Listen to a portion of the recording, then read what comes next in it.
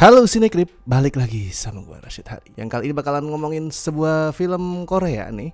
Film Korea yang dibintangi oleh mbak-mbak idolanya si Rangga. Siapa lagi kalau bukan Kim Tae-ri. Dan film yang gue maksud of course adalah Alienoid The Return to the Future atau Alienoid 2, sequel dari Alienoid yang rilis 2 tahun lalu ya, tahun 2022. Gue suka sih waktu itu Alienoid yang pertama. Dia tuh fun, dia tuh absurd, nunjukin banget lah kreativitas khas sineas Korea dalam merangkum sesuatu yang belum pernah atau jarang banget ditonton sama penonton pada umumnya. Gue suka banget sama gimana actionnya itu berani kelihatan aneh, berani kelihatan absurd, berani kelihatan over the top, apalagi di klimaks itu gue suka banget. Tapi sayang ya, film pertama itu kan termasuk flop itu.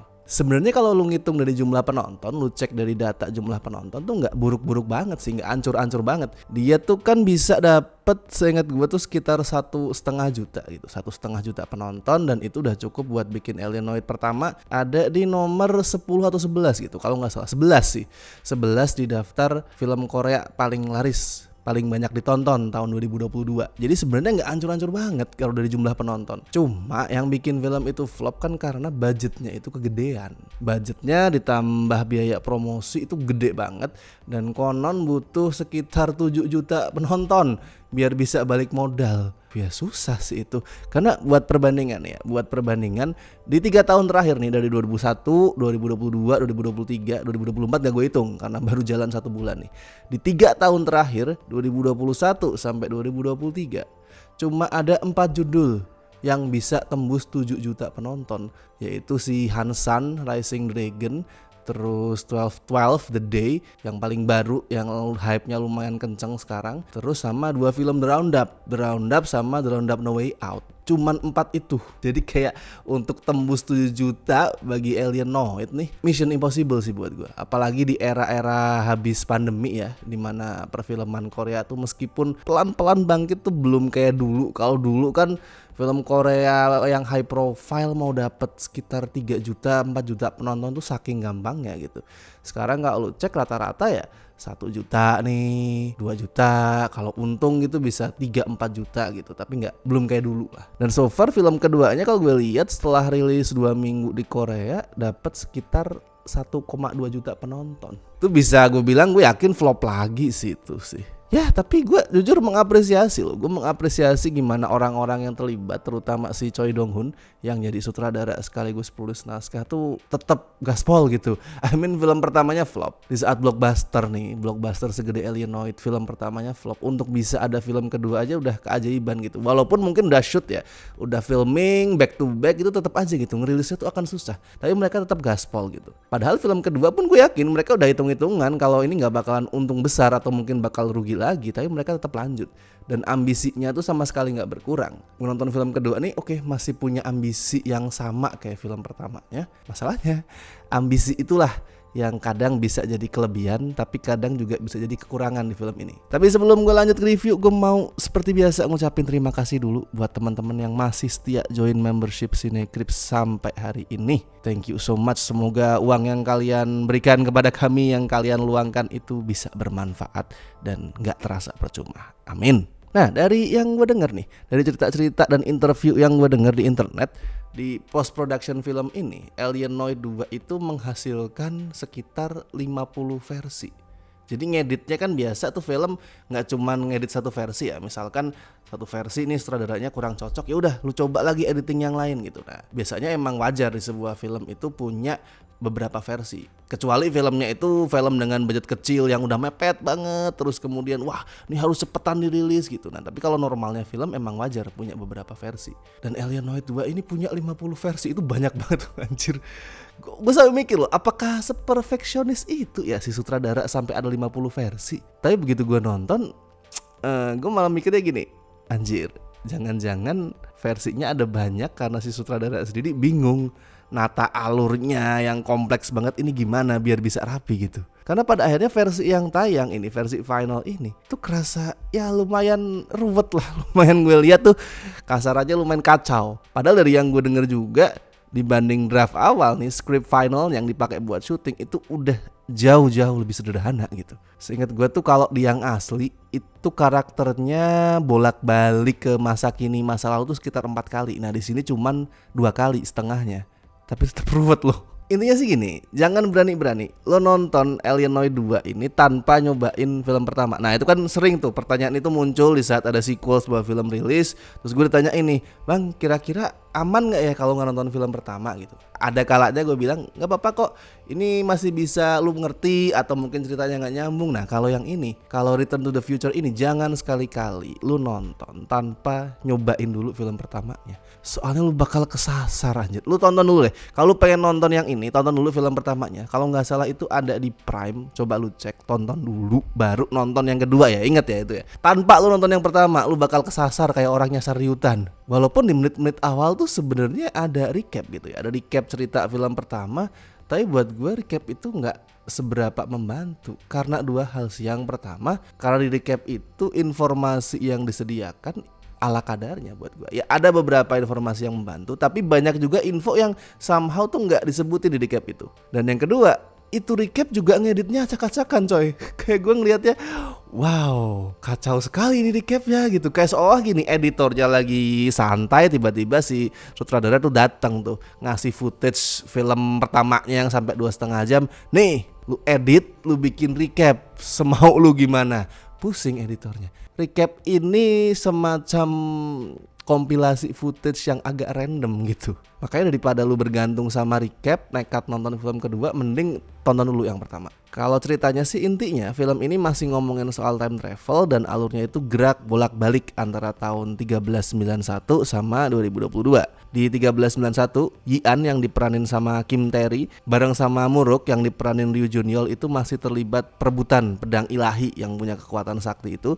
Sedangkan di tahun 2022, Min Gae-in yang diperanin sama Lee Han-ni tuh jadi saksi bagaimana alien berusaha menghancurkan bumi dengan cara ngerusak atmosfer planet ini. Ya nantinya 2 era itu bakal ketemu lah, bakal bersinggungan. Tapi ya lagi-lagi gue menyebut editornya, tapi karena editingnya tuh juga kurang oke sih ini. Karena editingnya kurang oke, transisi antara kedua era itu tuh sering gak mulus gitu. Kadang kan kita diajak ngeliat di 1391 terus lompat ke 2022. Nah itu editingnya kurang mulus, lompatannya sering kasar dan hasilnya alurnya jadi kerasa lebih ruwet dari yang seharusnya. Gue sadar sebenarnya ini Alienoid 2 ini alurnya emang ruwet, tapi gak seruwet apa yang kelihatan, gak seruwet ini gitu. Kalau editingnya tuh lebih oke, lebih halus, bisa lebih simpel kerasanya. Nah buat gue ambisi terbesar filmnya, ambisi terbesar si Choi Dong Hoon ya, itu pas naskahnya tuh ngajak penonton buat ngunjungin lagi beberapa peristiwa dari film pertama, tapi kayak versi lebih detail gitu loh. Jadi misalkan kejadiannya tuh sama, tapi kita ngelihat dari sudut pandang yang beda. Ya mirip-mirip sama apa yang lo lihat di Endgame gitu lah. Mungkin gak se-wow itu, tapi intinya lo mengunjungi lagi peristiwa-peristiwa di film sebelumnya, terus lo ngeliat oh ternyata kejadian A itu nyambung ke peristiwa B gitu. Terus oh pantesan si C itu sebelumnya di film pertama ngomong bla bla bla, ternyata maksudnya ini gitu. Nah, lu dapat beberapa pemahaman baru gitu. Dan buat gue itu lumayan kreatif.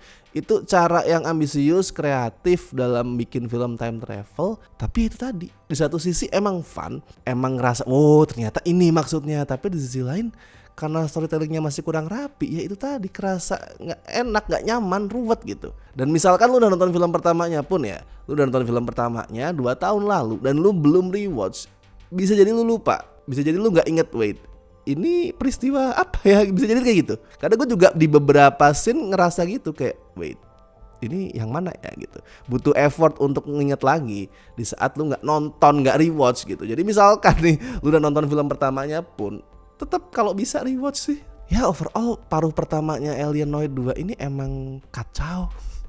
Kadang bikin capek. Ya penolongnya ya di cast-nya lah. Ryu Jun-yeol tuh lucu. Terus Kim Tae-ri masih keren of course di adegan action. Terus duo penyihir nyentrik yang diperanin Joo Woo-jin sama Yoon Jung-ah juga masih lucu. Jadi cast-nya tuh ya di penolong lah. Baru tuh di paruh kedua semuanya berubah. turning pointnya, titik baliknya itu pas settingnya pindah total ke tahun 2022. Kalau tadinya kan tuh masih lompat-lompat tuh 1391, 2022 dan lebih sering di 1391 soalnya. Karena di situ Kim Tae-ri dan Lee Jun-yeol kan di sana di timeline yang 1391, jadi lebih banyak di masa lalu. Tapi kemudian pindah tuh di paruh kedua, pindah semuanya ke tahun 2022 dan dari situ semua hal di film ini berubah jadi bagus. Asli jadi kayak film yang beda gitu. Komedinya yang di awal itu sering hit and miss, di paruh keduanya kayak semuanya tepat sasaran, semuanya itu lucu.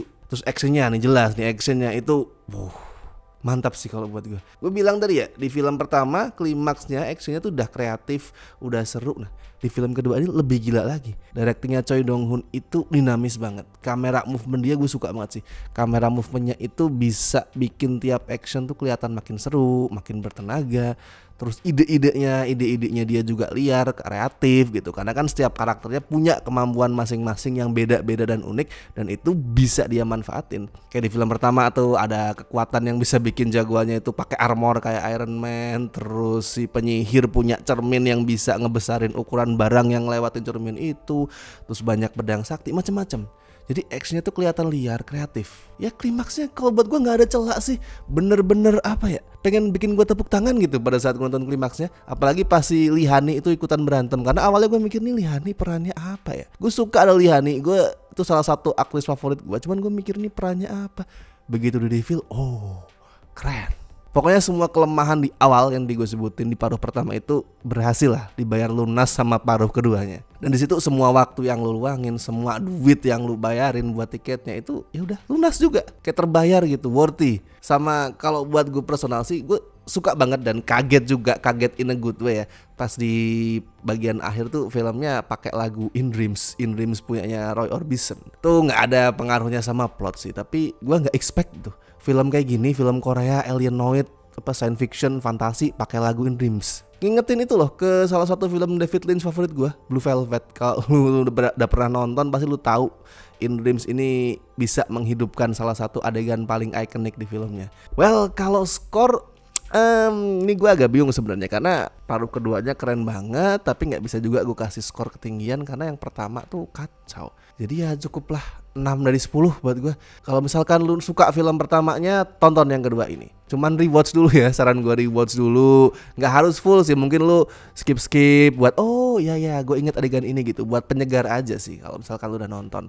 Kalau yang belum nonton sekali lagi tonton dulu. Tapi kalau misalkan lu punya pendapat lain soal Alienoid Return to the Future, bisa lu tulisin di kolom komentar. Ya tulisin lah pokoknya ini semua review lu, apapun itu positif negatif ke film ini, tulisin di kolom komentar. Oke? Dan seperti biasa gue ingetin, jangan lupa like video ini, subscribe Cinecrip. Dan buat yang mau ngebantu kami dengan kasih donasi seikhlasnya, as always ada beberapa cara. Bisa klik tombol super thanks, bisa lewat Saweria, bisa juga dengan join membership sesuai dengan tier pilihan kalian masing-masing. Oke? So gue Rashid Hari, sampai ketemu di review berikutnya.